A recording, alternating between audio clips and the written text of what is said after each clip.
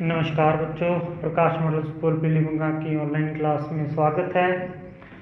और अब हम करते हैं प्रश्नावली 2.5 का क्वेश्चन नंबर 5। तो इसमें देखो हमें क्वेश्चन दिया है कि निम्न संख्याओं को विस्तारित रूप में हमें लिखना है। तो विस्तारित रूप में हमें दशमलव की संख्या दी हुई है। छोटी क्लासेस में हमें विस्तारित रूप किया है, लेकिन वहाँ पे दशमलव की संख्या नहीं थी। यहाँ पे दशमलव की संख्याएं दी हैं, उनको कैसे लिखेंगे। तो पहले मैं आपको ये बता दूं कि जैसे अपने पास संख्या है 21.357, इस प्रकार कोई संख्या दे दी। तो यदि अपने पास अकेली कोई संख्या है 251, तो ये होता है इकाई, ये दहाई और ये सैकड़ा, इस प्रकार बोला जाता है।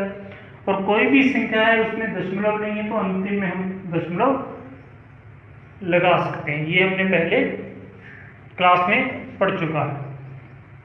अब देखो ये है, तो ये हो गया इकाई, ये तो है अपना इकाई अंक, पॉइंट से जस्ट पहले वाला ये संख्या, ये है 21, पॉइंट के बाद में 357 है। और ये अपना क्या है, दहाई।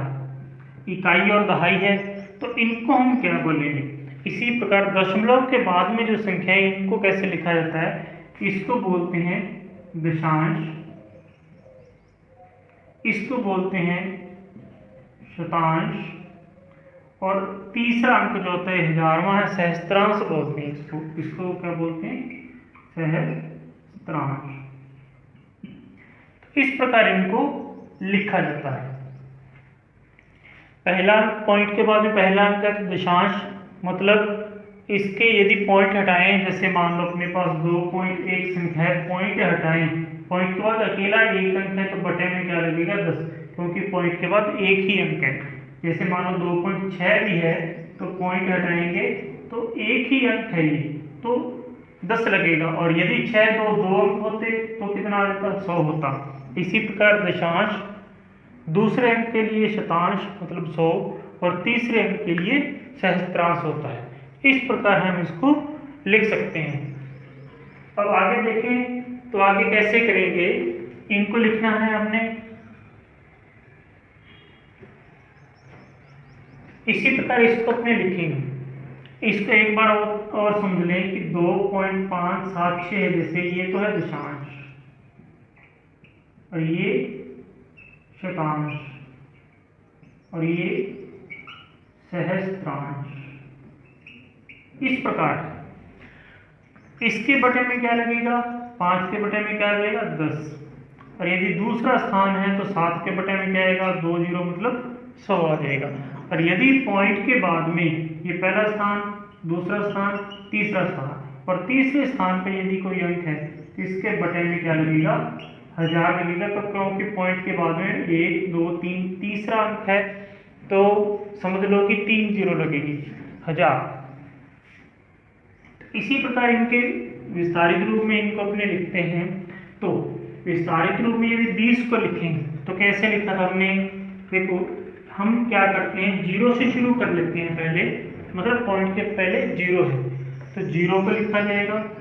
गुणा में क्या आएगा, 1, गुणा में क्या आता है, 1 आता है। या तो 1 मतलब इकाई के लिए क्या आएगा, 1 आएगा, दहाई के लिए क्या आएगा, 10 आएगा, और सैकड़ा के लिए क्या आएगा, 100 आएगा। तो इकाई अंक है ये क्या होता है, इकाई अंक। मैंने अभी अपने यहाँ पे चर्चा की है। तो इकाई अंक है ये, पॉइंट के बाद में इकाई अंक मानेंगे, और इकाई अंक के साथ क्या लगेगा, 1 गुणा में यहाँ पे आएगा प्लस, फिर यहाँ पे क्या आ गया 2 के साथ में क्या लगेगा, 10 लगेगा, मतलब दहाई है तो 10 लगेगा। ये तो हो गया इधर वाला, ये तो सिंपल है। लेकिन आगे वाला पॉइंट के बाद में हम कैसे करेंगे, तो पॉइंट हमने यहाँ पे नहीं लगाना, जीरो है, जीरो गुणा में 1 बटे में 10 आ जाएगा, क्योंकि बटे में क्या लगता है, 10 लगता है। जीरो गुणा में 1 बटे में 10 आ जाएगा, और प्लस यहाँ पे है 3, तो 3 गुणा में 1 बटे में 100 आ जाएगा। तो इस प्रकार हम इसको लिख सकते हैं। इसी प्रकार आगे वाला क्वेश्चन करते हैं। आगे वाले में ये है सेकंड, जैसे सेकंड में अपने को दिया है 200.0 3। इसका अपने विस्तारित रूप लिखना है। तो पॉइंट से पहले ये तो हो गया इकाई, ये हो गया दहाई और ये हो गया सैकड़ा।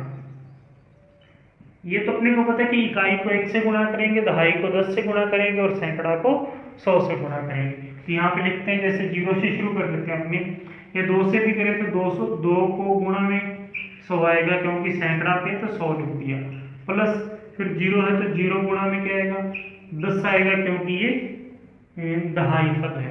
फिर 0 के गुणा में क्या आएगा 1 आएगा क्योंकि ये इकाई अंक था। तो इस प्रकार हम आसानी से लिख सकते हैं। अब आगे पॉइंट के बाद में जैसा ही हमने देखा है कि पॉइंट के बाद में पहली संख्या है, तो पहला अंक है तो पहले अंक को हम दशांश बोलते हैं। तो दशांश में 1/10 मतलब बटे में 10 आता है। दशांश यदि होगा, दशांश वाला यदि कोई संख्या यदि अंक है तो वो 1/10 के गुणा में माना जाएगा। शतांश का 1/100 के गुणा में और सहस्त्रांश का मतलब तीसरा जो होगा वो 1/1000 के। तो यहाँ पे देखो 0 है तो 0 गुणा में 1/10 आ जाएगा, प्लस फिर यहाँ पे दूसरा अंक है 3 है तो 3 मतलब ये शतांश हो गया तो 3 गुणा 1/10 में क्या आ जाएगा 100 हो जाएगा। इस प्रकार हम इसके विस्तारित रूप लिखेंगे। फिर आगे है इसका तीसरा क्वेश्चन, सर ये तीसरा क्वेश्चन था, पर अब हम करते हैं ये फोर्थ क्वेश्चन। फोर्थ में है 2.034 ये संख्या दी है। अब देखो ये इकाई, ये दशांश, शतांश, सहस्त्रांश इस प्रकार है। तो 2 के गुणा में इकाई है तो 1 आ जाएगा, ये इकाई है। फिर 0 है तो 0 के गुणा में 1/10 आ जाएगा। फिर 3 है, 3 के गुणा में 1/100 आ जाएगा। फिर 4 है तो 4 के गुणा में 1/1000 आएगा क्योंकि 4 देखो यहाँ से तीसरे स्थान पर है। वैसे भी इसको बोले तो ये दशांश, शतांश, सहस्त्रांश, तो सहस्त्रांश के गुणा में 1/1000 इस प्रकार लिख सकते हैं। इसका सेकंड अपने पास रह गया तो सेकंड में है 2.03 बिल्कुल एक जैसे हैं। तो ये आप अपने आप कर सकते हो। ये इकाई है, बता देता हूँ इकाई है। इकाई 1 ही अंक है तो किससे गुणा होगा 1 से गुणा होगा, ये पॉइंट आ गया। ये है दशांश का, दशांश है तो किससे गुणा होगा 1/10 से गुणा होगा। और ये क्या है, ये है शतांश का, शतांश है तो किससे गुणा होगा 1/100 से गुणा होगा। इस प्रकार इसको भी हम इस रूप में आसानी से लिख सकते हैं।